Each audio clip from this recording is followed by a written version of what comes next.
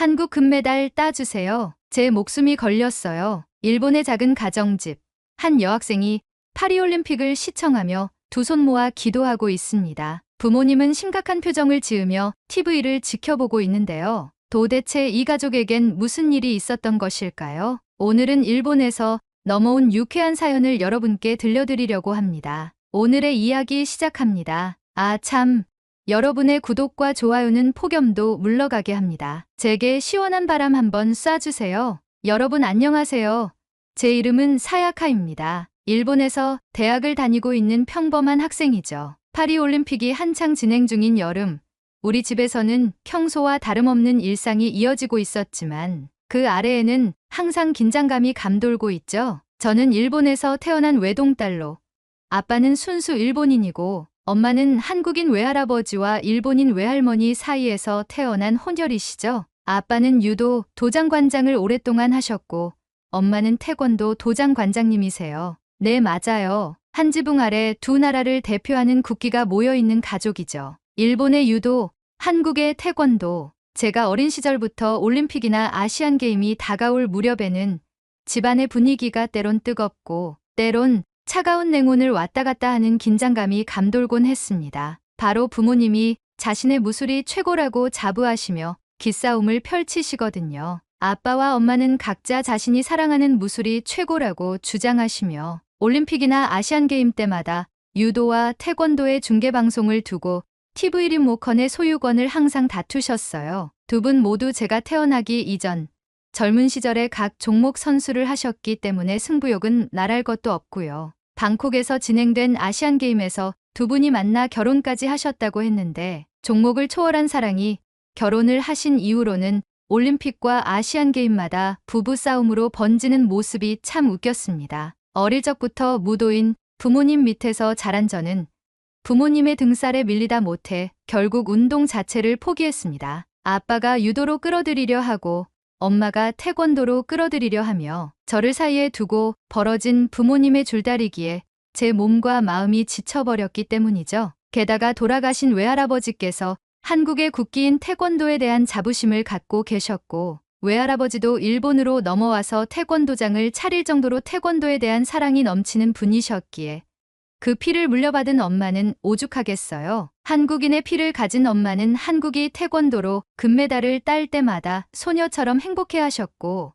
태권도 외종목에서도 한국인이 선전하면 박수를 치셨죠. 한국을 응원하는 모습을 본 순수 일본 혈통인 아빠는 못마땅해 하시고 비아냥거리며 시비를 거니 둘의 싸움은 자연스레 번지게 된 것이죠. 아무튼 인연을 주기로 찾아오는 집안에 들이우는 검은 그림자를 이번 파리올림픽에서도 저는 피하지 못했습니다. 얼마나 심각한지 모르시겠다고요? 그럼 제가 더 말씀드리죠. 때는 2020 도쿄 올림픽에서의 일입니다. 우리나라에서 열린 올림픽인 만큼 유도 종목의 전 체급 금메달을 목표로 둔 저희 일본이 일명 고질라라는 경기 시스템 분석 프로그램까지 사용하며 도쿄올림픽 때 14개 체급 중 9개의 금메달을 땄었죠. 고질라의 뜻은 금, 골드, 유도, 한판승 입본, 혁명 레볼루션, 조화 어코던스의 약자로 전 세계 유도 선수들의 방대한 경기 및 기술 정보를 수집하고 이를 분석해서 필승 전략을 짤 수 있도록 도와주는 프로그램이라고 해요. 좀 유치하긴 해도 이 시스템 덕분에 유도에서 많은 메달을 딸 수 있었고 아빠는 우리가 금메달을 딸 때마다 고질라, 고질라 라고 소리치며 집안을 고질라처럼 손가락을 구부리고 뛰어다니셨죠. 엄마는 그 모습을 보고 항상 한숨을 쉬고 머리를 부여잡고 두통을 호소했고요. 저는 아빠의 모습에 거리를 두며 방으로 들어가기 일쑤였죠.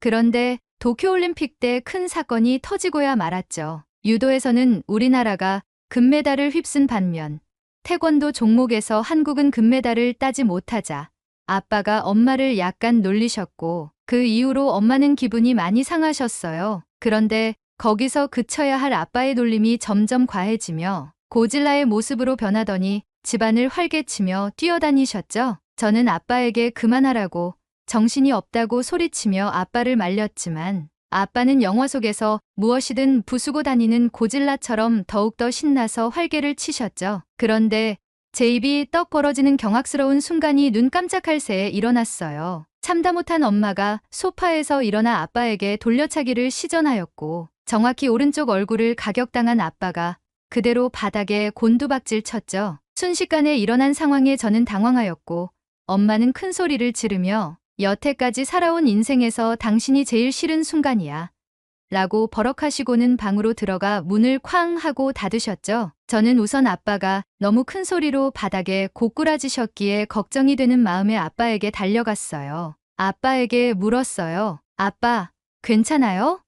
소리가 정말 크게 났어요. 정신이 든다면 일어나 봐요. 그러자 아빠가 기어가는 듯한 소리로 제게 속삭였어요. 고질라가 쓰러졌어. 이 상황에서도 아빠가 농담을 하는 걸 본 저는 아빠의 등짝을 세게 때리며 얼른 일어나라고 하였고 아빠는 오른쪽 뺨을 부여잡으시며 일어나셨죠. 그리고 아빠는 엄마가 쾅 하고 문을 닫아버린 방의 방문을 두드리며 자기, 미안해. 앞으로 안 그럴게.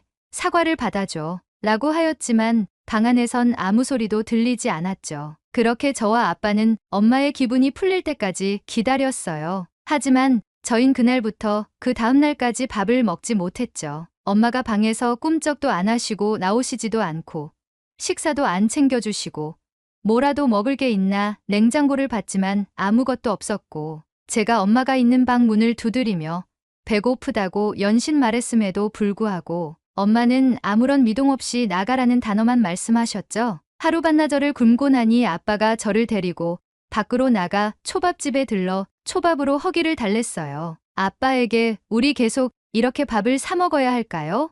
라고 물으니 아빠는 아빠가 알아서 할 테니 넌 그냥 먹기나 해라고 하셨죠. 그리고 집으로 돌아와서 저는 말없이 방으로 들어갔고 정신없는 하루를 보낸 후 잠에 들었어요. 그런데 다음날 엄마가 아침 식사 준비를 하는 소리를 듣고 잠에서 깨서 밖으로 나가보니 아빠는 거실에서 바닥을 닦고 있었고 거실 테이블 위에는 꽃바구니와 함께 미안해라고 적혀있는 메모를 보게 되었죠. 아빠는 저를 보시곤 쉬시라고 손짓으로 제스처를 취하시고 저는 두 분이 화해를 했구나라고 직감하고 마음을 한결 편하게 놓았죠. 아침 식사를 할 때 우리는 말없이 묵묵히 밥을 먹었어요. 그리고 이 정적은 올림픽이 끝나는 날까지 이어졌죠. 도쿄올림픽이 끝나고 아빠가 추진한 여행으로 엄마의 마음이 조금씩 누그러졌고 엄마의 기분이 평상시로 돌아오기까지 자그마치 2달이 걸렸어요. 전 그 불편한 분위기 속에서도 부모님의 관계 회복을 위해 힘썼고 예전처럼 돌아온 부모님의 애정에 한편으론 다행이다 싶었죠. 그리고 저는 앞으로 이런 일이 일어나지 않을 거라는 확신까지 들었어요. 하지만 그것은 제 크나큰 착각이었죠. 항저우 아시안게임에서 또 각자의 국기가 우월하니 하며 싸우기 시작하셨기 때문이죠. 불행 중 다행으로 일본이 유도 종목에서 그리고 한국이 태권도 종목에서 금메달을 많이 획득하며 부모님의 티격태격은 도쿄올림픽 때보다 줄어들었고 긴장감이 도는 분위기가 완화되는 데에도 한 달도 채 걸리지 않았어요. 그리고 어김없이 이번 파리올림픽이 찾아온 거죠. 이번 올림픽 이전부터 아빠는 파리에 직접 가서 유도를 응원해야 된다. 일본이 이번에 금메달 목표를 20개를 두고 있다. 도쿄올림픽에서의 최다 메달의 기록을 갱신할 거야. 라고 하며 파리로 가자고 소리치셨고 엄마는 어떻게 파리를 가냐고 도장은 어떻게 하고 파리를 가려고 하냐고 잔소리를 하셨죠. 그 모습에 아빠는 한국은 메달 목표가 5개라던데 이번에 구기 종목 다 떨어지고 믿을 만한 건 양궁뿐인가 봐. 태권도에서 금메달에 자신이 있으면 적어도 10개라고는 해야 되는데 말이지. 라고 엄마에게 말했어요. 그 말을 듣자마자 저는 아빠의 입을 틀어막으며 아빠, 바닥에 고꾸라지기 싫으면 입 좀 다물고 있어. 라고 말했어요. 엄마는 도쿄올림픽 때의 자신의 모습이 생각이 났는지 아빠에게 삐진 말투로 한국이 목표를 적게 잡은 건 나도 이해가 가지 않지만 한국은 분명 많은 금메달을 딸 거야. 두고 봐. 라고 하며 이번 파리올림픽에 대한 자신감을 내비쳤죠. 마침내 개회식이 시작되었고 파리올림픽 개막과 동시에 다가온 유도 경기를 기다리며 아빠의 흥분도는 점점 올라가기 시작하셨어요. 아빠는 말했어요. 이번에도 일본 유도가 금메달을 휩쓸 거야. 한국 태권도? 글쎄, 이번에도 쉽지 않을걸. 이라고 말하며 한 신문을 펼치더니 내용을 읽기 시작했어요. 그런데 그 내용은 정말 충격적이었죠. 왜냐하면 엄마의 돌려차기가 또 나올 것 같은 내용이었거든요. 그것도 엄마가 싫어하는 극우 언론 산케이 신문의 자매지 유카누지에서 발행된 신문이었어요. 신문의 내용은 무로타니 카츠미라는 사람이 칼럼을 적었는데 한국을 가라앉는 한국의 상징이라고 말하며 한국은 더 이상 스포츠 강국이라고는 말할 수 없는 틈새 종목만 출전했고 이 점을 미루어 보았을 때 나라 전체가 의기소침한 것 같다고 언급한 내용이었죠. 아빠는 웃으며 신문을 읽는 동안 저는 엄마가 일어나면 막을 생각만 하며 엄마를 지켜봤어요. 하지만 엄마는 한국이 일본의 코를 납작하게 해줄 거라며 코웃음을 치며 아빠에게 마음껏 해보라고 했죠. 엄마는 한국에 대해 뭔가 모를 큰 기대를 걸고 계신 느낌이었어요. 아빠의 말에 크게 흔들리지 않으셨죠. 그리고 유도 경기가 열리던 날이 밝았고 집안은 아침부터 긴장감으로 가득 찼어요. 아빠는 평소보다 더 일찍 도장의 문을 닫고 유도복을 입고 일본 유도 선수들의 경기를 준비하며 TV 앞에 가지런히 무릎을 꿇으시며 TV 시청 준비 자세를 잡으셨어요. 선수가 소개되고 아빠는 큰 소리로 일본, 일본이라고 외치며 응원을 하셨죠. 저는 소파에 앉아 엄마를 바라보았고 엄마는 부엌에서 손과 칼은 채소를, 눈은 아빠를 향한 채로 음식 준비를 하고 계셨죠. 하지만 엄마의 눈빛이 째려보는 눈빛은 아니었어요. 아마도 유도 경기가 모두 끝난 이후 태권도 경기가 진행되는 스케줄이다 보니 상대적으로 여유로운 모습을 보이셨죠. 하지만 저는 내심 걱정했어요. 한국 태권도가 혹여나 도쿄올림픽 때의 악몽으로 메달을 따지 못하는 것은 아닐까 하는 우려가 계속되었죠. 아빠는 우리나라 유도 선수들이 경기에 출전할 때마다 특유의 기합 소리와 함께 환호성을 지르며 경기를 지켜보셨고 결국 일본은 유도에서 3개의 금메달을 차지했어요. 아빠는 기뻐하며 우리를 향해 말했어요. 봐라. 도쿄에서의 금메달은 운이 아니야. 종주국으로서 자존심을 지켜냈어. 이번에도 우리 대 일본 유도가 최고였어. 라고 외치며 엄마에게 깐족거리기 시작했죠. 하지만 엄마는 종주국이면 메달을 더 땄어야지. 도쿄 올림픽 때보단 못하네? 라고 말씀하시며 아빠의 도발에 응수했죠. 엄마의 말을 듣고 아빠는 말했어요. 한국이 태권도 종주국으로 얼마나 많은 금메달을 따나 한번 지켜보겠어. 한국이 금메달을 또 못 따거나 우리 유도보다 적겠다면 당신도 인정해야 해. 라고 말했어요. 이 말을 들은 엄마는 코웃음을 치며 아직 시작도 안 했어. 긴장 풀어. 태권도 경기 때 한번 지켜봐봐. 라고 침착하게 대응하셨어요. 그런데 왜 제 눈에는 집안에서 불꽃놀이를 하듯이 불똥이 번쩍번쩍 튀는 것일까요? 유도 경기가 끝난 이후 집안은 잠시 하나가 되어 다른 종목에 출전한 우리 선수들을 응원하며 평온을 되찾았지만 그저께 치러진 태권도 경기가 다가올수록 다시 긴장감이 감돌기 시작했어요. 저는 생각했어요. 차라리 한국이 많은 메달을 가져가서 집안의 평화가 찾아왔으면 좋겠다고 말이에요. 우리 가족 중에 엄마를 이길 사람은 없다고 생각해요. 아빠가 고꾸라진 이후로 엄마가 집안 내에서 서열 1위라고 제 마음속에 자리매김했거든요. 하지만 그럴 수 없던 이유가 있죠. 일본 언론이 자신했던 한국보다 우월한 성적이 뒤바뀌는 참사가 벌어졌거든요. 한국이 목표로 하는 금메달 5개보다 훨씬 많은 금메달을 따며 올림픽 종합순위에서 일본을 제쳐버렸기 때문이었죠. 그 모습에 아빠는 부글부글하며 한국은 꼭 이겨야 할 대상이라고 소리치기 시작했고 엄마는 아빠한테 한국에 피가 섞인 나를 앞에 두고 할 소리냐고 버럭하시며 두 분의 긴장감이 다시 올라오며 집안에는 또다시 검은 그림자가 드리워지고 심지어는 안개가 자욱한 느낌마저 들었죠. 엄마는 무엇인지 모를 자신감에 차 있었어요. 이전과는 다르게 아빠의 도발에 쉽사리 넘어가지 않고 오히려 아빠의 도발을 맞받아치며 대범한 모습을 보여줬죠. 저는 궁금했어요. 엄마, 한국이 태권도에서 금메달을 딸 확률이 높아 보여?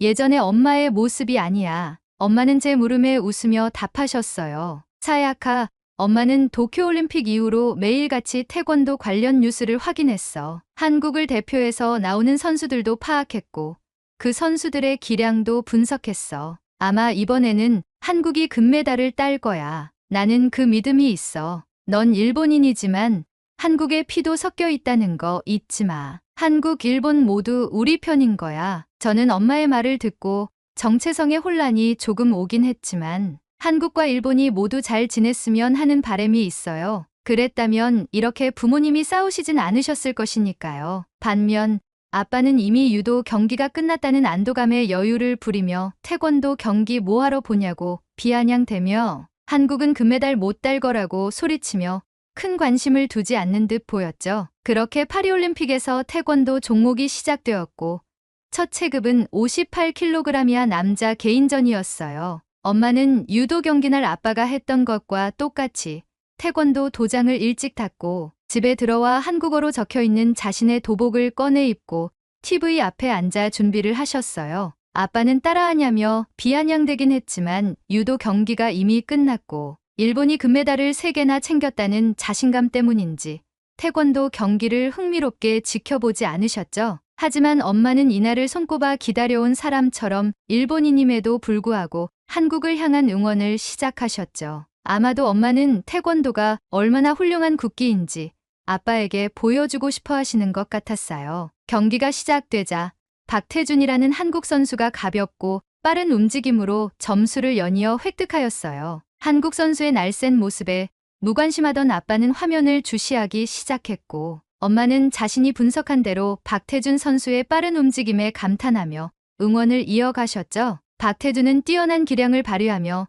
상대방을 압도하기 시작했고 파죽지세로 결승전까지 올라갔어요. 그리고 마침내 도쿄올림픽 때 엄마의 돌려차기를 보는 듯한 한국 선수의 시원한 돌려차기가 상대방의 오른쪽 턱을 가격하였고 한국의 태권도 종목 첫 체급에서 첫 번째 금메달이 나왔죠. 엄마는 크게 기뻐하며 봤지?